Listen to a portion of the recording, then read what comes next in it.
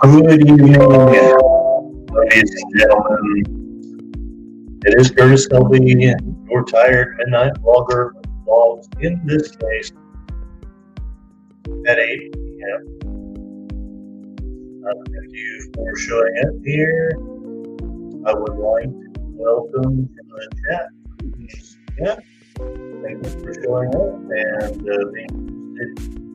I believe you said that you had some interest in Ueshiba.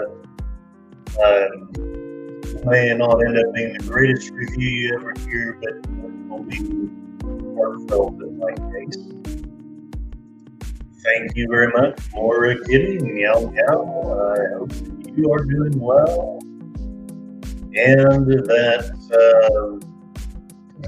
the politicians that destroy us will find their own ways for the peace, because I'm not going to start this review with the denunciations that likely some of them were deserved.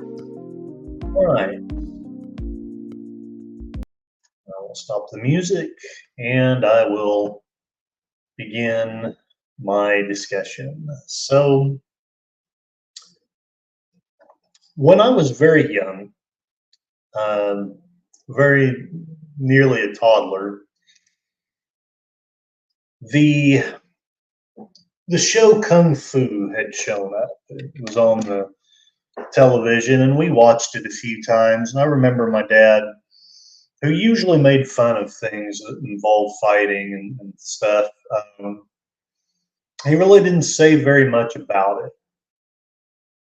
We'd watch it, but he wouldn't really say anything. And I found out later, before I had left home, that he had studied a little bit of judo back when he was in the Air Force, and he had not followed up on it, which I don't criticize him because I haven't followed up myself with any of the studies of any of the martial arts that I've practiced in the past. I know that Kung Fu is a little bit of a caricature of the actual martial arts, but it always stuck with me. I always had that image in my mind of the warrior monk who is walking through the desert and is silently and mostly peacefully searching for justice and truth and enlightenment. Are you guys able to hear me? I'm not sure what the question is on that, but let me know if you're able to hear me or if there's any issues with my volume. And so I've always had this deep belief in respect of the martial arts per se, and it grieves me that so often that there's fakery or contention or anything like that. But we live in a flawed world. Oh, Kung Fu, what I mean is the TV show. I know that it's not exactly accurate to a lot of the ways things are practiced, but it's what got me introduced into that idea, that belief that one should temper oneself and that one should be peaceful, but yet also able to defend oneself. And sometimes in the movies and shows and some of the friends that I've known, there are people who can defend themselves in very devastating ways.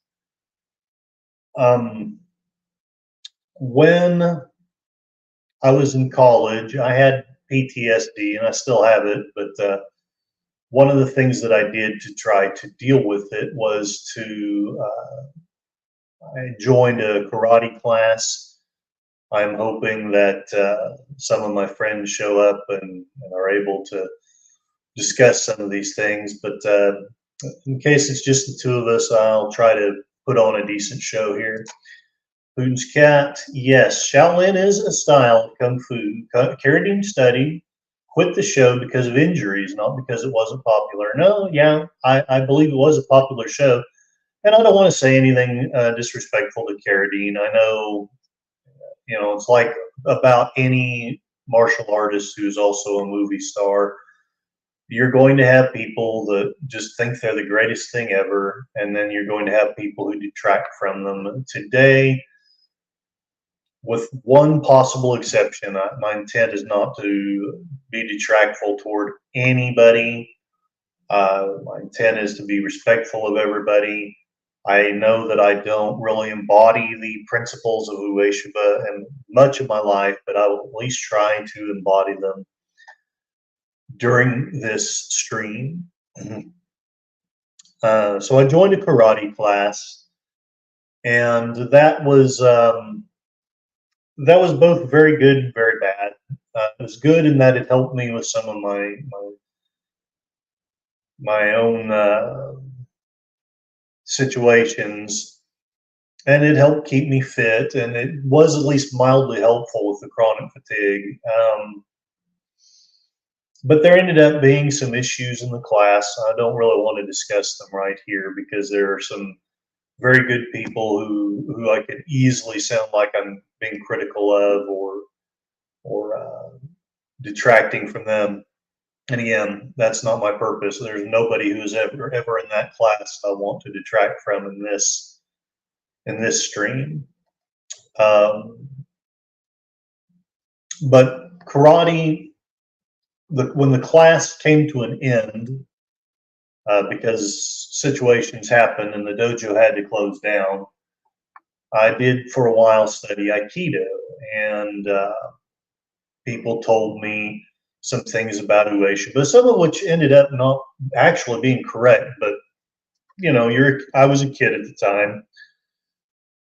I believed a lot of the things that I was told in good faith, and I probably still have that propensity, that hope that people are actually dealing with you on a honest and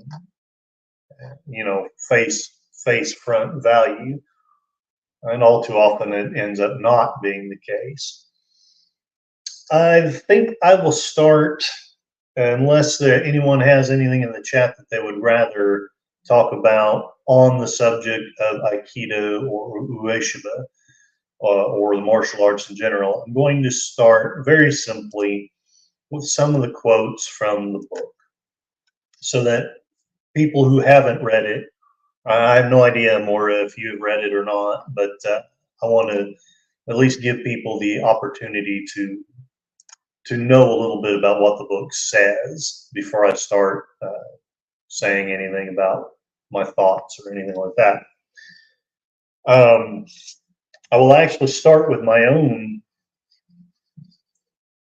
one of my favorite quotes at any rate, from the book. This is from the translation and edition of John Stevens. I think this is published by Shambhala. The art of peace does not rely on weapons or brute force to succeed. Instead, we put ourselves in tune with the universe, maintain peace in our own realms, nurture life, and prevent death and destruction. The true meaning of the term samurai is one who serves and adheres to the power of love. And it's a high ideal. It's one that I don't always, frankly, maybe not even often, live up to. I'll go through a few more quotes, at least until I'm either through with the quotes in this site, or until somebody pops up in the chat and wants to discuss something else in relation to Ueshiba, Aikido, or the martial arts in general. As soon as you concern yourself with the good and bad of your fellows, you create an opening in your heart for maliciousness to enter. Testing, competing with, and criticizing others weakens and defeats you. And I know I am just as guilty as anybody.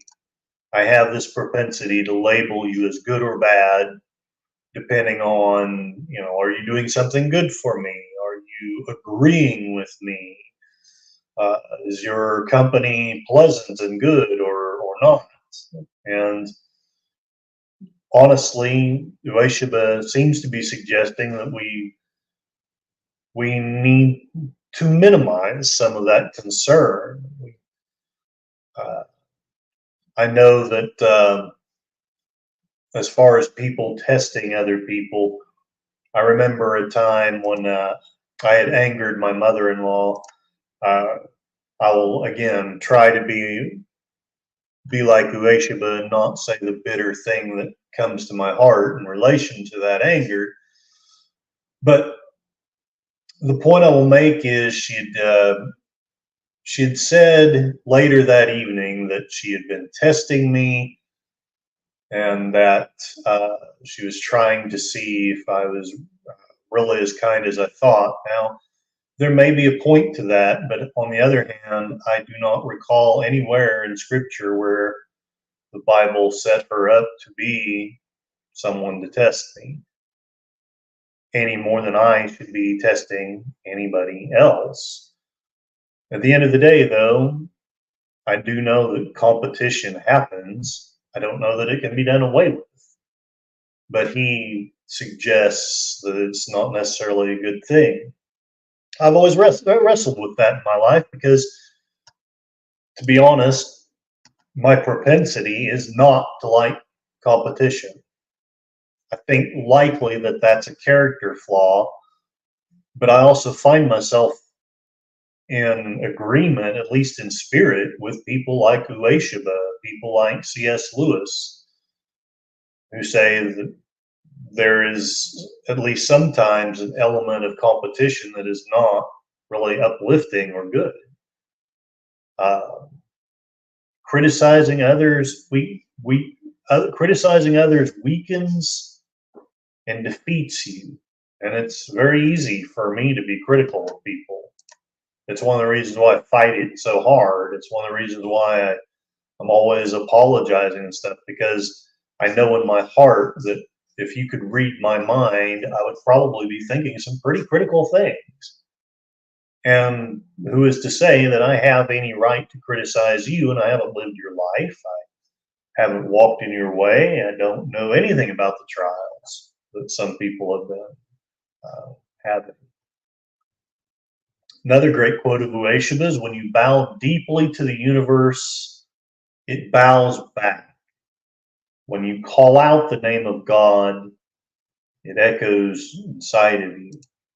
And I love that as well. I love that spiritual belief. I've really never been 100% sure that it's true, but I want it to be true, that if you give deeply to the world around you, the world will return that and will basically help to take care of you. More and more, I wonder if that's true, but I know Ueshiba believed it was, and he accomplished quite a bit more than I did. So I'm not going to argue with him in this stream. At any rate, to injure an opponent is to injure yourself. To control aggression without inflicting injury is the art of peace. That's difficult. Yes, Putin's cat, you're right. Or I believe you are right anyway. Karma, there's a certain karmic element to it that, if you put good into the universe, or at least again, I want this to be true. If you put good into the universe, you get good out of it. If you put evil or hate into the universe, and that's what you get back out of it. To injure an opponent is to injure yourself. To control aggression without inflicting injury is the art of peace. And this is one of the reasons why, and I know there are so many debates about what martial art is best and so on and so on.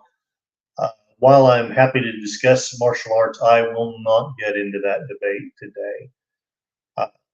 My predilection is toward Aikido, but I absolutely acknowledge that there are people who have made what are likely legitimate critiques of it. And there are definitely people who've walked in that martial arts way a lot deeper and more assiduously than I have. So I don't want to debate it, not because I want to dismiss any of those ideas, but because that's not, in this case, in this post, that's not my purpose. But this was always what really attracted me most to Aikido, is the thought of protecting yourself, but yet not to injure the opponent. Especially after the things that caused my PTSD, I love that idea. Maybe it's possible to not destroy, but to take out the aggression, to minimize it without actually hurting anybody.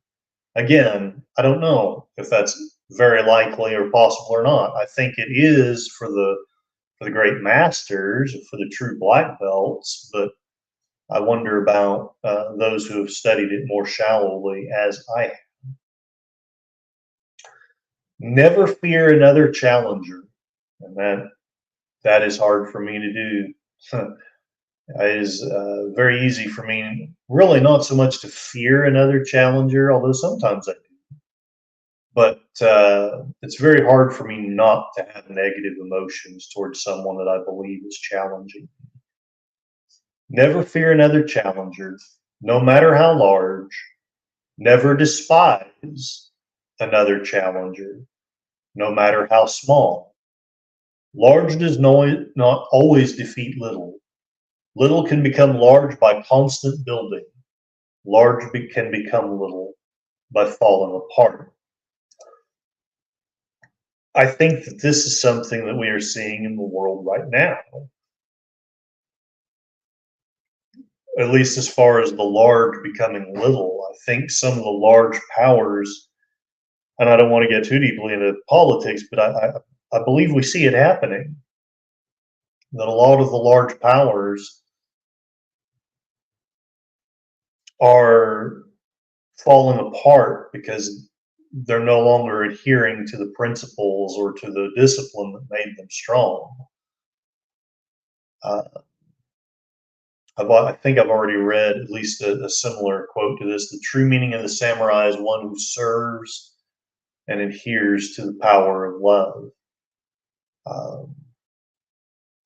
The art of peace begins with you. Work on yourself and your appointed task in the art of peace. Everyone has a spirit that can be refined, a body that can be trained in some manner, a suitable path to follow. You are here for no other purpose than to realize your inner divinity and manifest your inner enlightenment. Foster peace in your own life and then apply the art to all that you encounter. One does not need buildings, money, power, or status to practice the art of peace. Heaven is right where you are standing, and that is the place to train. I love that quote, but I find it a difficult quote for me in a lot of ways, partly because I've never really known what my appointed task is in the art of peace. I keep fumbling around and trying to find it, and I think that I found it, and then as an example, the karate school. I thought that was really where I belonged. I thought that finally there was a place where people understood some of my weird quirks and understood both my love of martial discipline and my deep not liking of actual conflict. Sometimes I wish that I did like it, but the trouble is often in the past when I found myself liking it, all that really meant was that I was losing control and that I was likely about to be defeated. I've found that keeping a calm head is usually a lot better, though I am far from perfect about that. Your spirit is the true shield. Moira, if you're still around, I know you had gone to some similar churches to those that I had in my youth. The Assemblies of God, one of their favorite verses was, "Not by might, not by power, but by my spirit, saith the Lord of hosts." And this verse from the Art of Peace actually reminds me of that one. And at the risk of sounding blasphemous, I actually like this quote a little bit better. Your spirit is the true shield.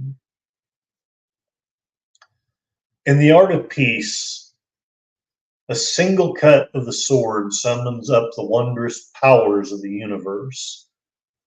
That one sword links the past, present, and future. It absorbs the universe. Time and space disappear. All of creation, from the distant past to the present moment, lives in the sword. All human existence flourishes right here in the sword you hold in your hands. You are now prepared for anything that may arise. And I know that Ueshiba had been a profound practitioner of sword work, and I've always loved sword work. It's one of the very few things that I had at least a little bit of talent with. Nothing fantastic, mind you, but a little bit. And when I would work with a boken, because I never got to the point where I actually was good enough to practice with a live blade. When I would work with a boken, I would get at least a taste of that feeling.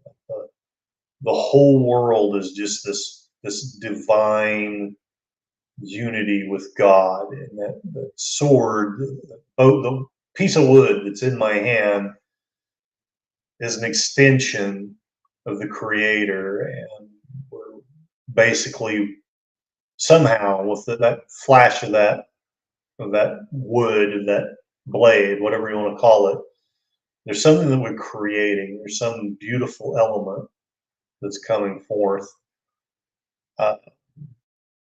You could easily lose your track of time. Sometimes when I was young, it's been a while since I've really done much with it now, but it was so easy and so beautiful to just be on the farm. The very last time that I was on the farm, and slashing that thing and doing the stabbing motions and things, pretending to do an arimi while you were doing a form of a kata. I always loved the idea of the arimi, that essentially you were, you were not really evading it in a sense. You were taking out the sword blow at its source.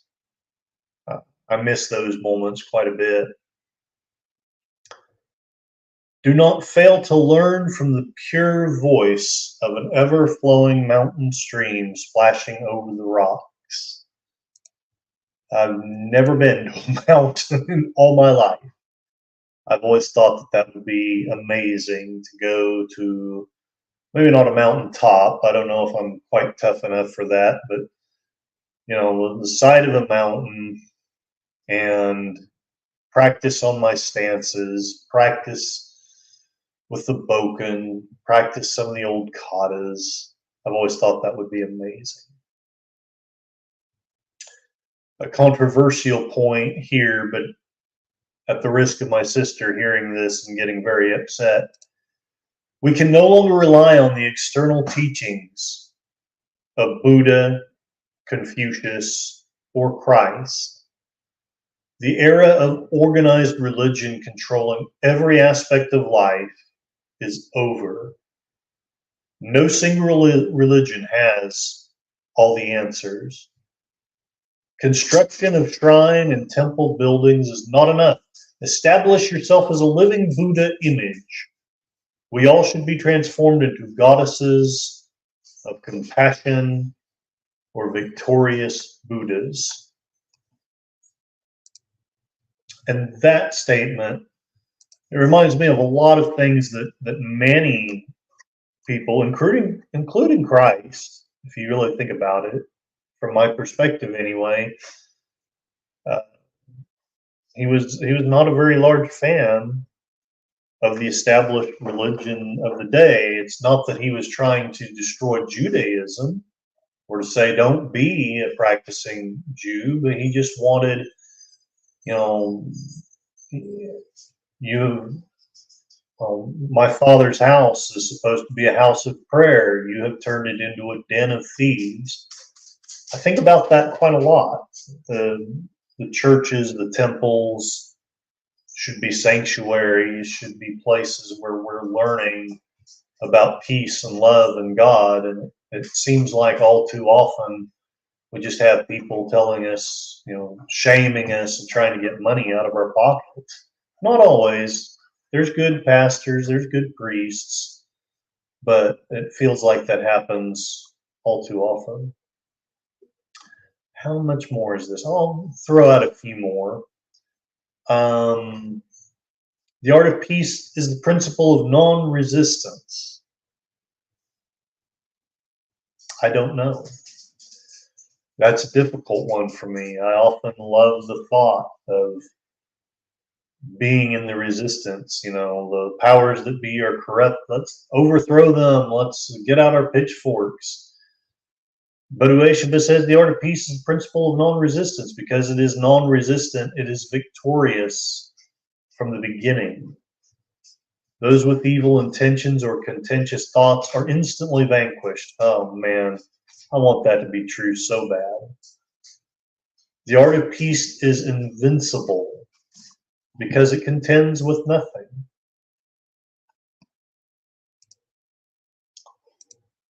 Do away with emperors, kings, and artificial government. Establish true equality. And this one's controversial. This is Ueshiba, my friends. I'm not saying it necessarily myself, but abolish capitalism.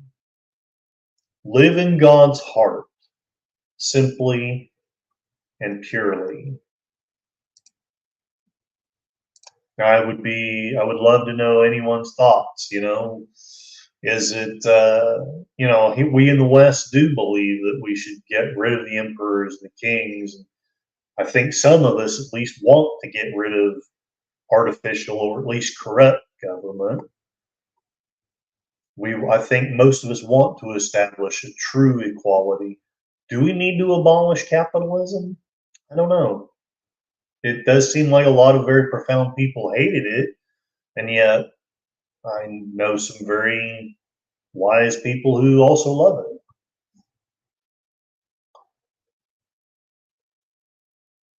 The penetrating brilliance of swords, wielded by followers of the way, strikes at the evil enemy lurking deep within their own souls and bodies. Those who are enlightened never stop forging themselves.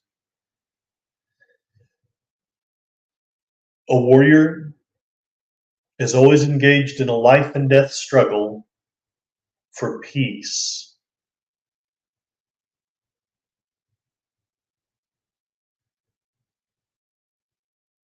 The purpose of the art of peace is to fashion sincere human beings. A sincere human being is one who is unified, and I have not, but unified body and spirit. One who is free of hesitation or doubt. I would love to be that. And one who understands the power of words. The purpose of education is to open your spirit. Modern education has forgotten this. The entire universe is a huge open book full of miraculous things, and that is where true learning must be sought.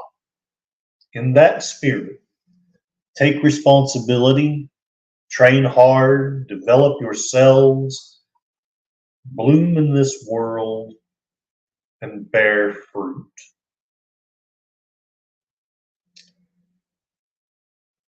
The true prayer has no set form. In good training, we generate light, wisdom, and heat. Compassion. Putin's cat, yes. I agree with that 100%. Whether we keep or get rid of capitalism, I think nearly anyone, I hope, would agree that greed really is not a good thing. And it really is something we need to get out of our own hearts if we can't get it out of our society. Uh, let's see. I'm not teaching you, says Ueshiba, how to move your feet. I'm teaching you how to move your mind. The divine does not like to be shut up in a building. The divine likes to be out in the open. It is right here in this very body. Each one of us is a miniature universe, a living shrine.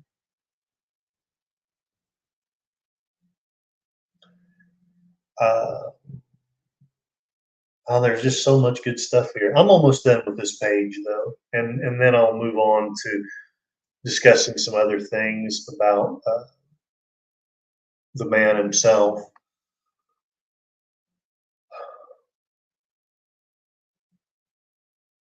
The universe is our greatest teacher, our greatest friend.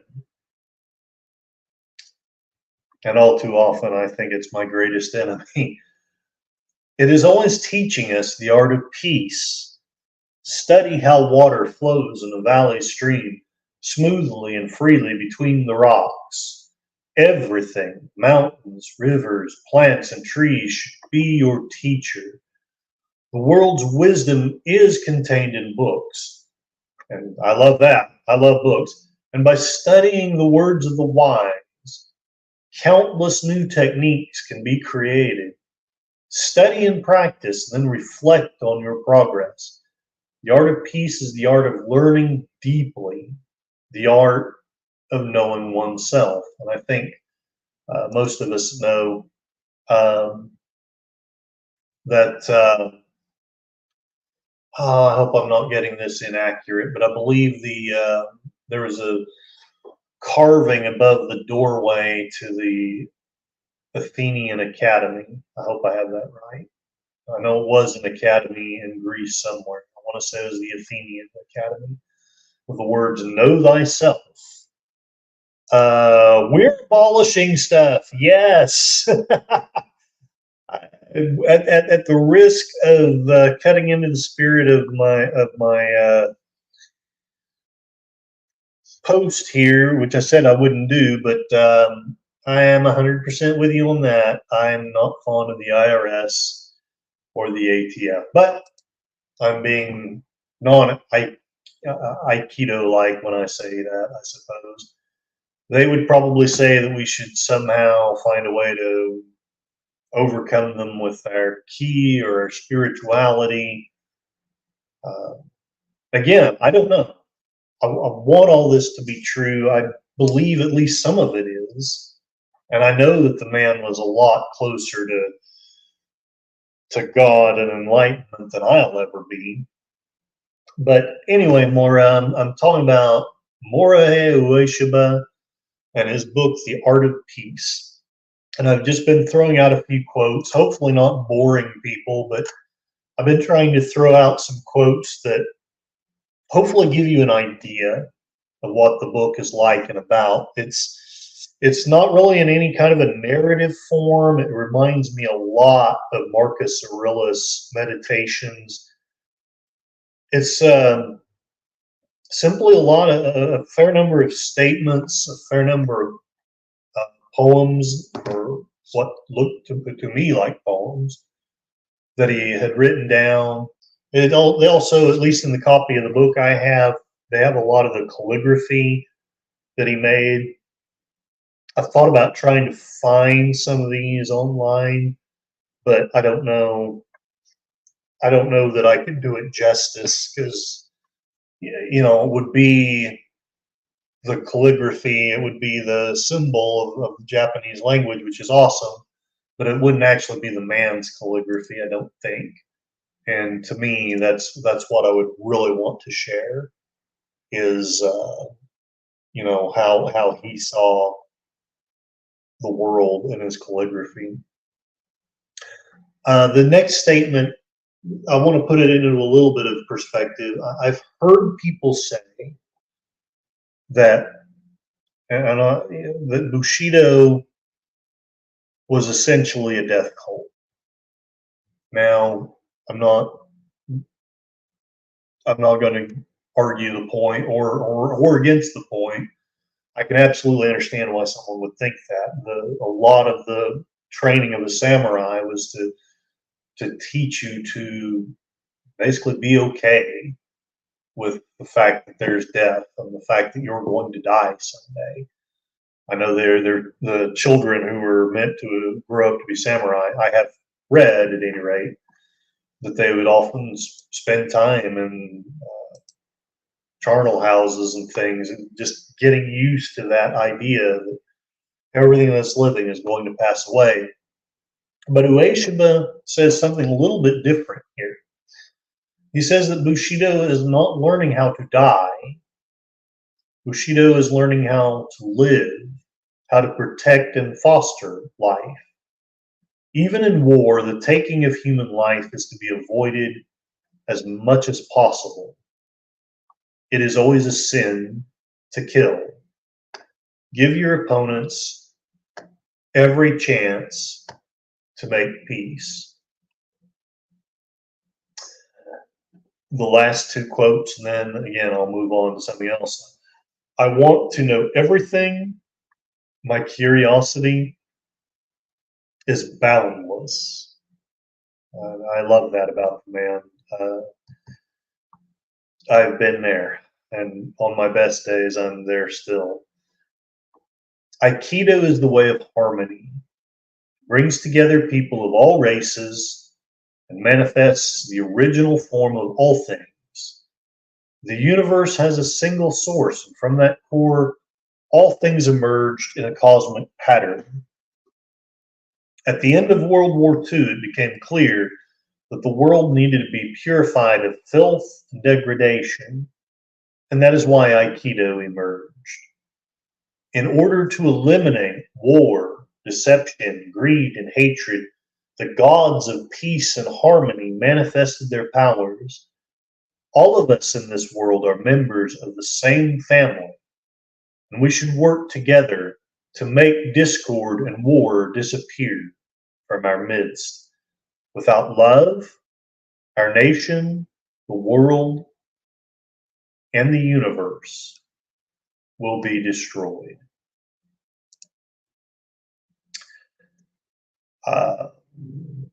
So these are some of the more prominent quotes, well, some of the more beloved quotes from the book, The Art of Peace.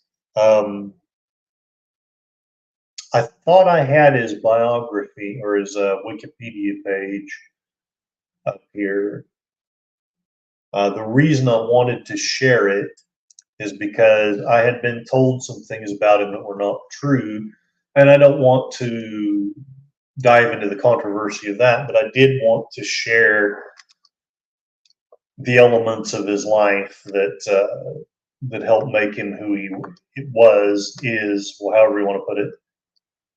And I wanted to do it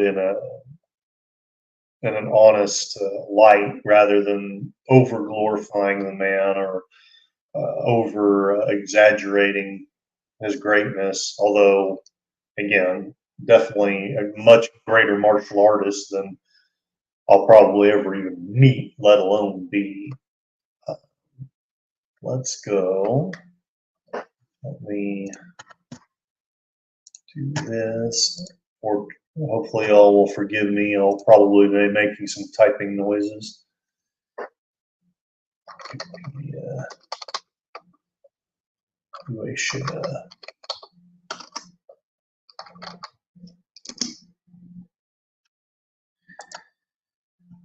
All right. I'm going to skip some of his youth. Again, not to be completely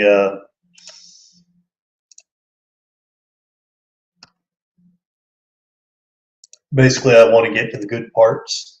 Okay, let's see what's going on in the chat. Bushido came about after Japan was unified. Yeah, they took the best aspects of the samurai. Uh, and yes, I believe that is history, at least as I have learned it anyway. Matt Cheatwood, good evening. I hope you are ready for me to say lots of stuff about Morihei Ueshiba, the style of Aikido, and basically martial arts in general. Right now, I've discussed some of the quotations of the book. I won't rehash them, but there's lots of, to me at any rate, very deep and poetic and spiritual uh, things that he says in his book. And I know that some people don't like Aikido. I'm not going to try to convince anyone that Aikido is the best martial art ever, and you shouldn't go to any others. And this is the only one. I'm not saying anything like that. But I always love the philosophy behind it. I love the idea of basically trying to combat uh, aggression without actually bringing harm to anybody, or at least minimizing the harm done to everybody else.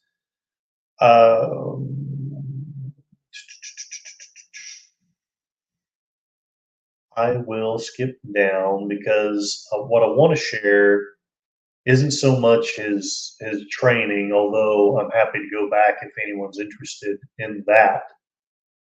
What I want to discuss is that World War II came along, and while I'm not going to go as far as some of my friends have, and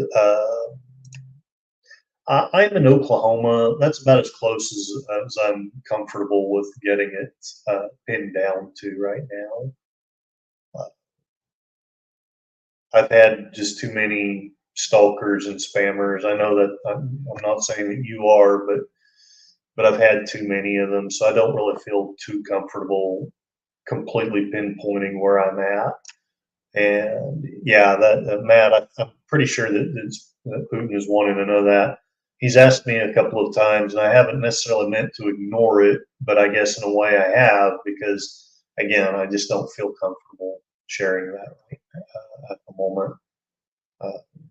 I've gotten to where I like to get to know people a little bit before I share where I'm at. Okay, so Ueshiba, he had already gotten to school, and I don't think it was Aikido yet. Maybe it was. But he was already a martial arts instructor. When the 30s saw Japan's invasion of mainland Asia and increased military activity in Europe, Ueshiba was concerned about the prospect of war. I skipped over it, but he actually did serve in the Russo-Japanese War. I don't, again, I don't know that I found much to be very interesting about his military career, so I've just kind of skipped over it. But he had served in the military at one time.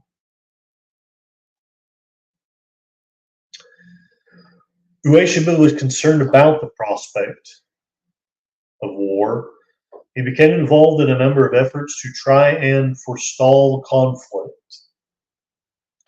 He was part of a group that tried to broker a deal to export aviation fuel from the United States to Japan. Basically, he was trying to.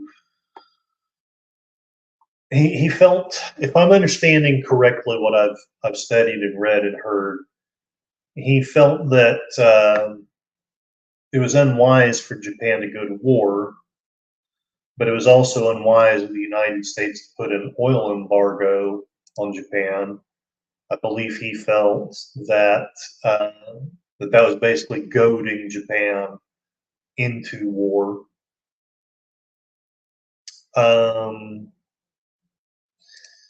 Putin's cat was in OKC during the '99 tornado. I was not, but I do remember it. Moira Kitty came back to OKC from Tahlequah just after the '99 tornado. Putin's cat says there's a Wing Chun school in Bethany, and the Japanese sunk the Russian Navy about 1905. Yeah, they did a pretty impressive job in that war.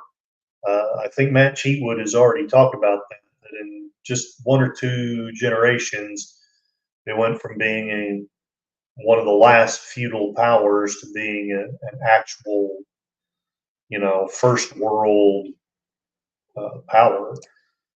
All right, Matt Cheatwood, feed those goats. I will hopefully, when you get back, be talking about something really spiffy cool or showing something really spiffy cool.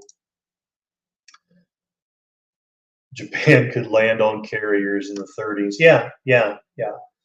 Which, I know as Americans, we have our own take on Japan and the war, and I'm not going to take away from that at all, but I can imagine that Ueshiba, as a citizen of Japan, he likely did see it differently. He didn't want to see his country hurt or destroyed. And I believe he likely felt that there was at least some justification in some of the things Japan was doing. I believe he learned a little bit different later, but he still loved his country all the way to the end. I don't think he ever, well, he did move from it for a while, but he spent his last days there, I know. 1941, even though his efforts to forestall that embargo failed, in 41 he undertook a secret diplomatic mission to China. The intended goal was a meeting with Chiang Kai-shek to establish peace talks, but Ueshiba was unable to meet with the Chinese leader, arriving too late to fulfill his mission. From 1935 onwards, Ueshiba had been purchasing land. He founded the Aiki Shuren Dojo and the Aiki Shrine, a devotional shrine to the Great Spirit of Aiki. During this time, he traveled extensively in Japan. Despite the prohibition on the teaching of martial arts after World War II, they continued to practice in secret. I think they skipped over it because my understanding had been that he did train the Navy for a while, but then a time came when he stopped training, at least until the war came to an end. I'm not seeing that here. Let me look.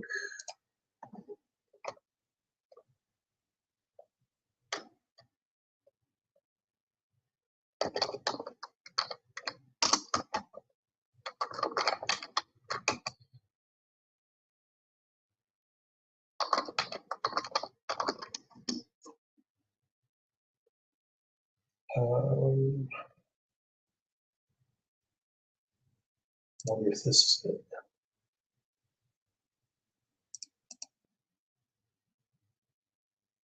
I had looked up something yesterday and somehow it has disappeared off of my thing. And I don't want you to just take my word for it, because when I had been young, I had been told that he basically didn't believe in the war at all, and that he had left and hidden in the woods or the jungle or something and refused to train the World War II troops. And I found out since then that that is actually not the case, uh, but that he did leave for a few years, but that there's controversy about why he left. The site I had was saying that he actually didn't entirely leave because of protesting the war, but there were some other more personal reasons.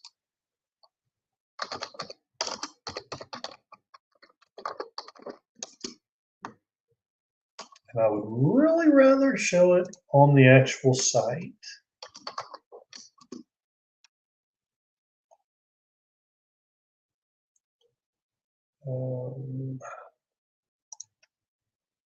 Yeah, that's not it either.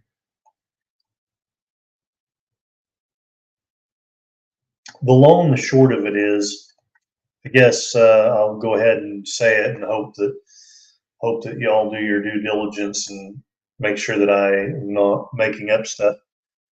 Let's see. China accomplished this in 2012. In The Last Samurai, the emperor was restored. The samurai kind of no longer important.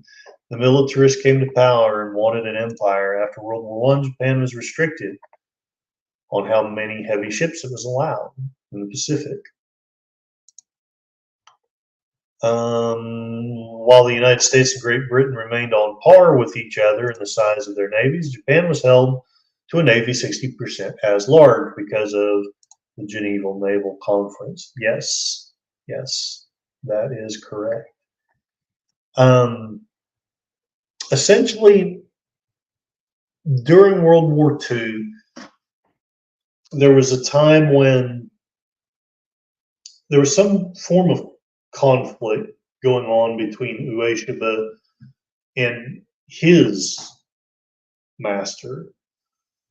I guess his master had started coming around and was essentially acting toward Ueshiba the way a master would usually act towards someone who was overly arrogant. And he was more and more taking over the teaching of the students and not treating Ueshiba like the sensei, but treating him basically like a bad and recalcitrant student. And the site that I had gone to said that this was actually one of the reasons, maybe the big reason, why he disappeared. Essentially, one day he was told that his master was coming to town, and he just left. I guess the site was saying that he didn't want to confront his master. He didn't want to get in a situation where he wasn't acting toward his master the way a student should, but he also felt like he wasn't going to take the disrespect. And so, he left.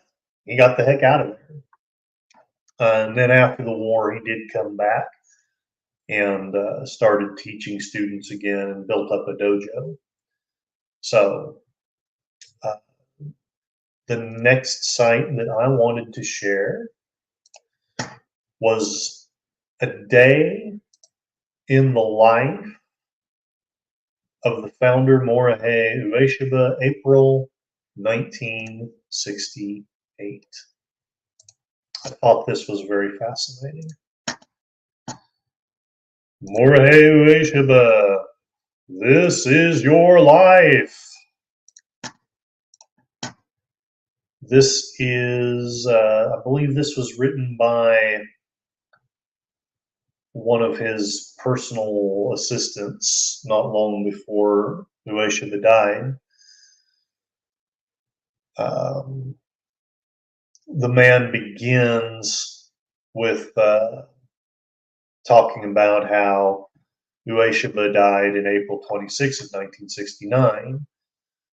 The week before, this person, uh, Gakuhama Sensei, um,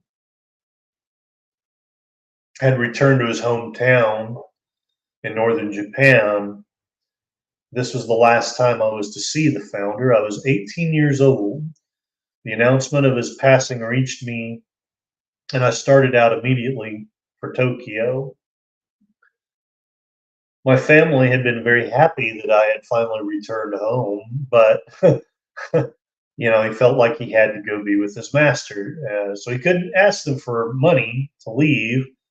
Uh, I get the impression that he like smuggled himself on a train or something.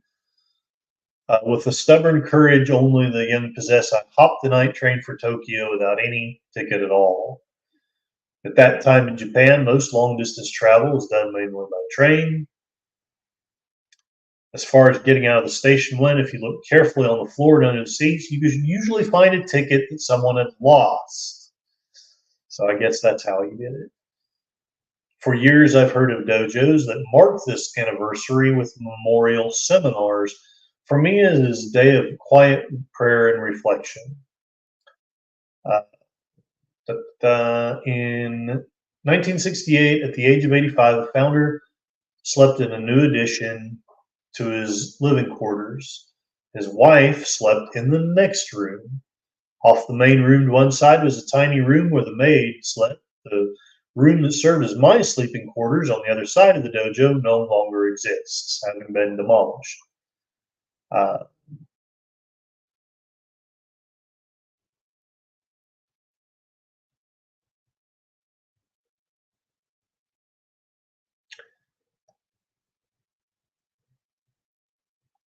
When the founder was at Iwama, he taught most of the evening classes at the dojo.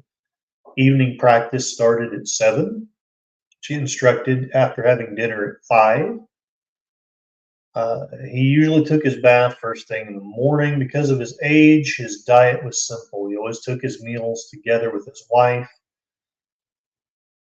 The couple seemed to enjoy their meals together. The founder was sometimes playful. With his chopsticks, he would pick up a morsel of food and place it on his wife's plate. Here, you eat this. He would tease. She would playfully pick it up and place it back on his plate. No, you eat this. Uh,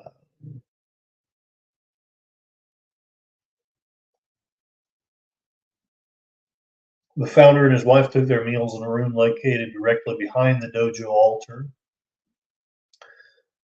The quarters were close. I found I had trouble being able to eat in a relaxed fashion, being so close to the founder as he ate. We sat formally with our backs straight, executing our best manners. In one corner of the small room was a tiny sink. The sink had a single faucet that ran only cold water. Uh, Today, the accommodations are a far cry from the simple and rustic accommodation the founder lived in. In the old days, there was, of course, no television or radio. The founder usually retired to sleep before 9 p.m. each evening. He arose every morning before 6. He would wash his face. He would brush his teeth with a toothbrush made of pig bristles.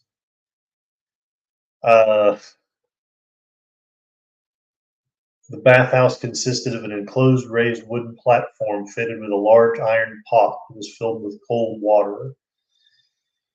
After the founder entered the tub, the attendant would scrub his body. I tended the fire. It's not allowed for me to sit idly by. As the fire burned, I would sweep the pathways in front of the dojo and the shrine with a large bamboo broom. Usually in the middle of the end of March, the pathway of the shrine would be covered with fallen cherry blossoms. When the blossoms fell, I did not sweep the path in order to not disturb the natural beauty. But at all other times, I would make sweep marks with my broom in an orderly pattern. Rain or shine, the founder attended to his daily morning ceremony. If it was raining, I would hold an umbrella for him to walk under. Holding a small tray laden with 3 small dishes, one containing salt, one containing rice, one containing water. The father headed briskly down the path to the shrine. His step was sure and vigorous.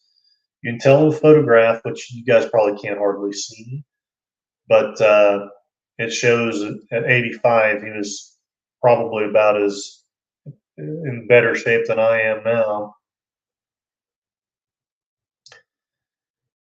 He would pass under the shrine gate. We would unlock the shrine door, enter, and rush to quietly open the front sliding doors. Once he had entered, we would quietly shut the door behind him. Before finding our places near the shrine, we would light candles. The founder usually spent about 25 minutes praying at this morning ceremony. During the daily ceremony, I would sit in Seiza as still as possible. This was painful on the knees, quite tiring to maintain. I can attest to that. I don't even think I could do it anymore.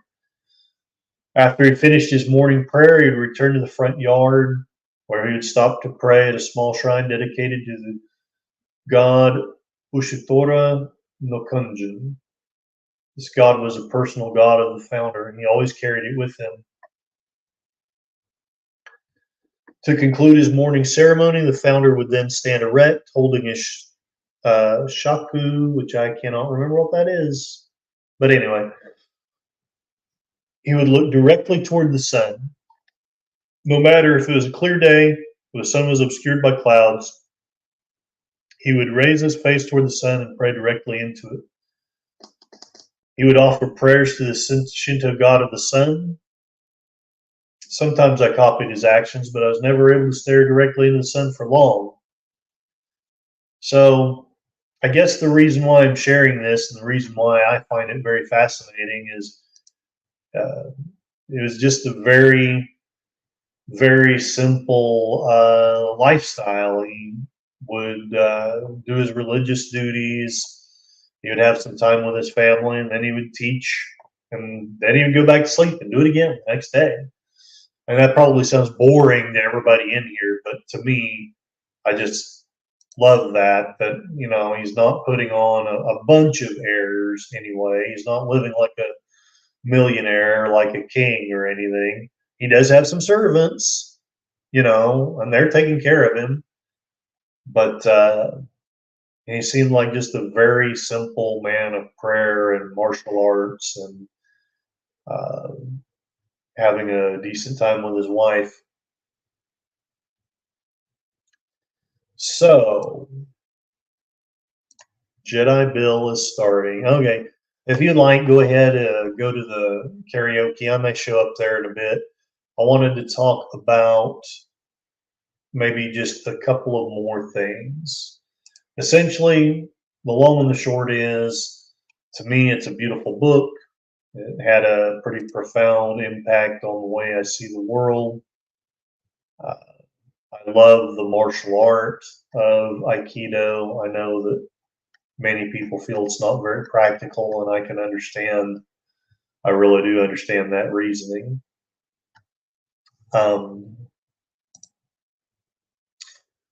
One of the other reasons why I wanted to talk about this was because, and now I'm going to talk about the one person that I'm at least going to be mildly critical of in this stream.